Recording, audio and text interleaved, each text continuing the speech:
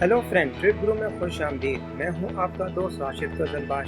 दोस्तों, आज हम सैर करने वाले हैं यूरोप के एक ऐसे मुल्क की जहां कई सदियों तक मुसलमान हुकूमत करते रहे और अल्लाह पाक ने इन मुसलमानों को वो इल्मी सलाहियत अता की कि बड़े बड़े साइंटिस्ट ने जन्म लिया।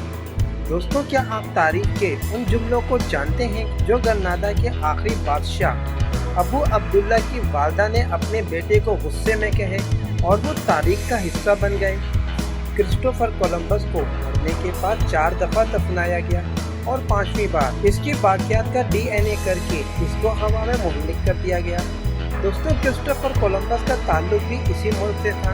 अब तो यकीनन आप लोग समझ ही गए होंगे मैं माजी के हस्फहानिया और आज के स्पेन की बात कर रहा हूँ। तो दोस्तों, क्यों ना आज हम लोग भी इस मुल्क की सैर को चलें और जाने इसके हवाले से कुछ इंटरेस्टिंग इन्फॉर्मेशन। लेकिन दोस्तों, वीडियो में मजीद आगे बढ़ने से कबल अपनी दिलचस्प मालूमात में इजाफे के लिए वीडियो को आखिर तक देखें और अगर आपने हमारे चैनल ट्रिप गुरु को सब्सक्राइब नहीं किया है तो चैनल को सब्सक्राइब कर दें और बेल के बटन को दबा दें ताकि आने वाले नए वीडियो का नोटिफिकेशन आपको मिल सके। एंडिलस, अस्फहानिया या स्पेन एक ही मुल्क के तीनों नाम हैं और ये यूरोप का पसंदीदा तरीन मुल्क है। पुर्तगाल, जबल तारीख, मराकश, एंडोरा, फ्रांस इसके पड़ोसी ममालिक हैं। कदीम विरसा रखने वाला अस्पानिया आज का मॉडर्न तरीन तरक्की याफ्ता मुल्क स्पेन है। लेकिन याद रहे इस मुल्क की तरक्की में मुसलमानों का बहुत बड़ा हाथ है। दोस्तों, ये कदीमी कौमों का मुल्क है। यहाँ 68% अस्फहानियन रोमन कैथोलिक मसीही फिरके से ताल्लुक रखने वाले लोग हैं। 27% लोग ऐसे हैं जो अल्लाह के वजूद को नहीं मानते, यानी इनका ताल्लुक किसी मजहब से नहीं है, और बाकी 3% बाशिंदे ऐसे हैं जिनका दूसरे मज़ाहिब से ताल्लुक है। यहाँ बादशाह मुल्क का सरबराह होता है और पार्लिमानी निज़ाम कायम है। पार्लिमानी निज़ाम के 2 ऐवान हैं, सेनेट ऐवान बाला और कांग्रेस ऐवान ज़री। हुकूमत का सरबराह वज़ीर आज़म होता है। स्पेन को इंतज़ामी लिहाज से 17 खुद मुख्तार इलाकों में और 2 खुद मुख्तार शहरों में तकसीम किया गया है। हर इलाके की एक इलाकाई पार्लियामेंट, हाई कोर्ट और इलाकाई हुकूमत है। इलाकाई पार्लियामेंट हर 4 साल बाद अवामी इंतखाबात के जरिए अपने अरकान का इंतखाब करती है। जो इलाकाई हुकूमत के सरबराह सदर का इंतखाब करती है। तकरीबन 4 करोड़ 85 लाख की आबादी रखने वाले स्पेन का कुल रकबा 5,05,994 मुरब्बा किलोमीटर है, जो यूरोप का चौथा और दुनिया का 51वां बड़ा मुल्क है। दोस्तों, ये वो मुल्क है जहाँ कभी मुसलमानों का सुनहरी दौर भी गुजरा है, जब तारिक बिन ज़ियाद जैसे अजीम सुपर सलार ने 19 जुलाई 711 ईस्वी में बादशाह रेड्रिक को शिकस्त देकर यहाँ पर मुस्लिम सल्तनत कायम की और फिर यहाँ मुसलमानों का दौर शुरू हुआ। मुसलमान अपनी इल्मी सलाहियतों की बिना पर यूरोपियन से बहुत ज़्यादा आगे थे और इनकी इन्हीं सलाहियतों ने स्पेन को बुलंदियों तक पहुँचा दिया। मुसलमानों ने ऐसी ऐसी इजादात और दरियाफ्त की जिसका फ़ायदा आज तक पूरी दुनिया उठा रही है। और मज़े की बात तो ये है कि आज मुसलमानों को इस बात का इल्म भी नहीं है कि ये दरियाफ्त या ये इजादात मुसलमानों की इल्मी सलाहियतों का ही नतीजा है। मुसलमान तो इनको अंग्रेज़ों की दरियाफ्त या इजाद समझते हैं। अब जैसा कि टाई की दरियाफ्त को ही ले लीजिए, जो कुर्तबा में एक मुस्लिम कुर्तबी ने दरियाफ्त की। टाई की दरियाफ्त के बाद खलीफा के स्टाफ ने टाई बांधना शुरू कर दी और जब पैड्रियो को इस बात का इल्म हुआ तो इसने टाई पर पाबंदी लगा दी क्योंकि ये मुसलमानों की दरियाफ्त थी। लेकिन आज यही टाई बैनुल अक़वामी सतह पर शोहरत रखती है। कॉफ़ी जिसे इथियोपिया में दरियाफ्त किया गया, ये भी मुस्लिम दरियाफ्त थी और ये मुस्लिम ड्रिंक या सूफी ड्रिंक के नाम से मशहूर हुई और काबा के सामने दुनिया की सबसे पहले कॉफ़ी शॉप बनाई गई। जब पॉप ने देखा कि ये सूफी ड्रिंक इतनी ज़्यादा फेमस हो रही है तो पॉप ने कॉफ़ी को हराम करार दे दिया। लेकिन आज यही कॉफ़ी पूरी दुनिया में बड़े शौक के साथ इस्तेमाल की जाती है। दोस्तों, अब चाहे बात हो मेडिकल इंस्ट्रूमेंट की या फिर बात हो खलापे पहन के जानने वाले सूट की, बात हो पैराशूट की या स्टीम बाथ से लेकर सूप, साबुन और झाड़ू तक की दरियाफ्त की, یہ تمام چیزیں اور دریافت اسپین میں ہی مسلمانوں کی علمی صلاحیتوں کا ہی نتیجہ ہے، جس کا دنیا آج فائدہ اٹھا رہی ہے۔ 712 عیسوی میں جب عبدالعزیز بن موسیٰ نے ایسفورس فتح کیا تو اس شہر کا نام اشبیلیہ رکھ دیا۔ یہاں پر موجود دریا کے دونوں کناروں پر مینار تعمیر کروائے گئے، جن میں سے ایک مینار آج بھی سنہری مینار کے نام سے یہاں پر جانا جاتا ہے۔ دوستوں، 9ویں سے 15ویں صدی تک دنیا کے سب سے بڑے کتب خانے بھی اشبیلیہ اور گرنادا میں موجود تھے، جس میں 10 لاکھ سے زائد کتب موجود تھی۔ دنیا بھر کی لائبریریوں سے کتب کے ترجمے کروائے جاتے اور پھر یہاں لا کے رکھے جاتے تھے، اور کتاب کا ترجمہ کرنے والے اسکالر کو کتاب کے وزن کے برابر سونا دیا جاتا تھا۔ 9ویں سے 13ویں صدی کا دور مسلم سائنٹسٹ دنیا پر چھائے ہوئے تھے، اور یہ وہ دور تھا جب ابن ہاشم، عمر خیام، الخرونی، البیرونی، ابن سینا پیدا ہوئے۔ ابن حاتم نے کیمرہ ایجاد کیا۔ البیرونی نے پینڈو ڈان خان میں بیٹھ کر دنیا کا 99.9% صحیح محیط بیان کر ڈالا کہ زمین اپنے محور کے گرد گھوم رہی ہے۔ عبدالقاسم الزربی کو آج بھی ماڈرن سرجری کا فادر مانا جاتا ہے، کیونکہ انہوں نے 200 سے زائد ٹول سرجری کے بنائے۔ دوستوں، پھر مسلم علماء نے ان ایجادات پر حرام کا فتویٰ جاری کرنا شروع کر دیا، اور مسلمانوں نے ریسرچ کرنا بند کر دی، اور پھر یوں مسلمان مسلسل ڈاؤن فال کا شکار ہوتے چلے گئے۔ اس کا فائدہ دوسری قوموں کے لوگوں نے اٹھایا۔ انہوں نے مسلمانوں کے علوم کو اپنی زبانوں میں ٹرانسلیٹ کیا تو ان کی آنکھیں کھل گئیں، اور وہ اس پر عمل کرتے ہوئے آج آسمان کی بلندیوں تک پہنچ گئے، اور مسلمانوں کا حال آپ سب کے سامنے ہے۔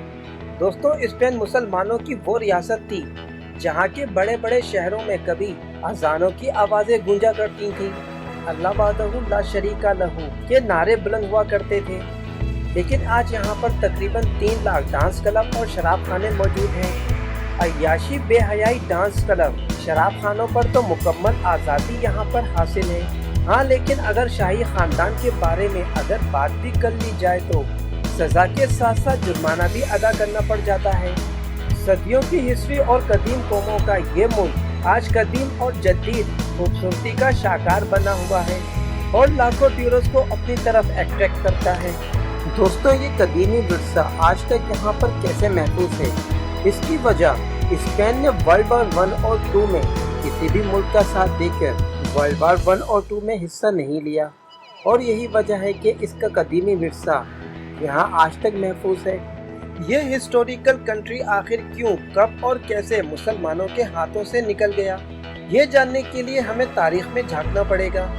1 جنوری 1986 کو یورپین یونین کی رکنیت حاصل کرنے والے اس ملک اسپین کو 2 جنوری 1492 میں مسلمانوں سے آزادی ملی۔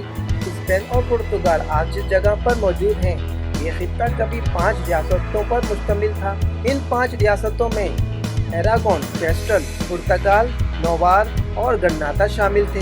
مسلمان جبرالٹر سے لے کر میڈرڈ اور قرطبہ سے لے کے فرانس کے صوبے لیون تک حکومت کیا کرتے تھے، اور بھلا عیسائی بادشاہوں کو یہ کیسے برداشت ہوتا کہ مسلمان اتنے بڑے خطے پر حکومت کریں؟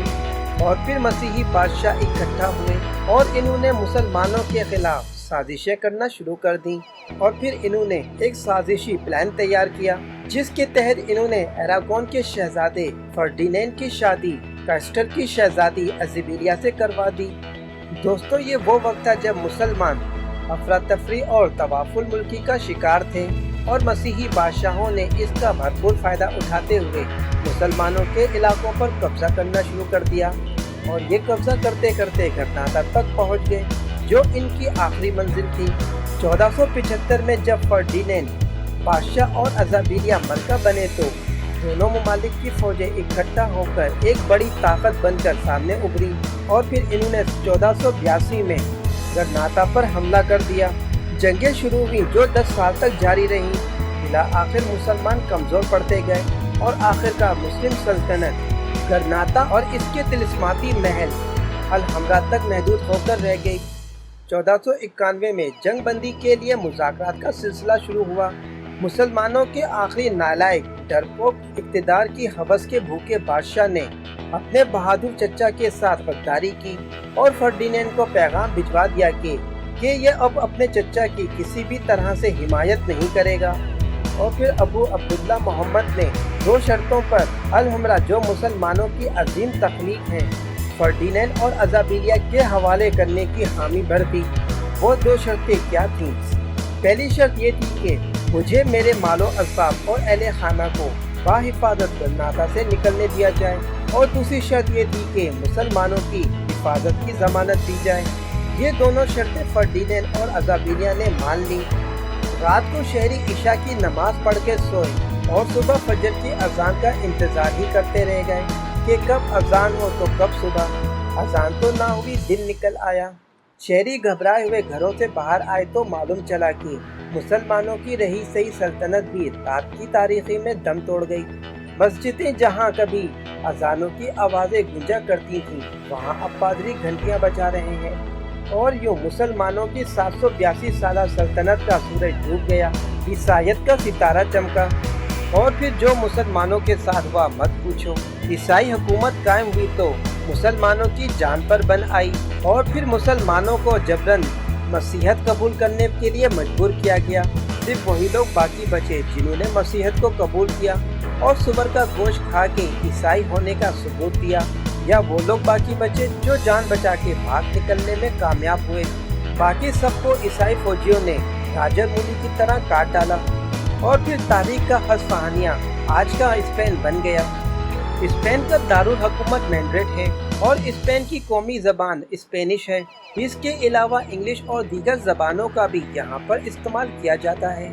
इस हिस्टोरी से मालामाल मुल्क में हर साल करोड़ों लोग विजिट करते हैं, जो इसकी मईशत को तरक्की देने में अहम किरदार अदा करती है। ये एक ज़रई मुल्क है। माजी के वो इलाके जहाँ कभी मुस्लिम रियासत कायम थी, वहाँ जैतून और खजूरें काश्त की जाती थी, जो आज भी इन इलाकों में बड़े पैमाने पर काश्त की जाती हैं। यहाँ जैतून और खजूरें वाफर मिकदार में पैदा होती हैं, और स्पेन पूरी दुनिया में जैतून ऑयल एक्सपोर्ट करने का सबसे बड़ा एक्सपोर्टर बना हुआ है, जो 50% जैतून ऑयल दुनिया भर में एक्सपोर्ट करता है। इसके अलावा स्पेन को फुटबॉल और बुल फाइटिंग के हवाले से भी जाना जाता है। स्पेन दुनिया का वो वाहिद मुल्क है जिसने बिजली पैदा करने के लिए दुनिया में सबसे पहले टरबाइन सिस्टम को मुतारिफ कराया। स्पेन को फुटबॉल का बेताज बादशाह भी कहा जाता है।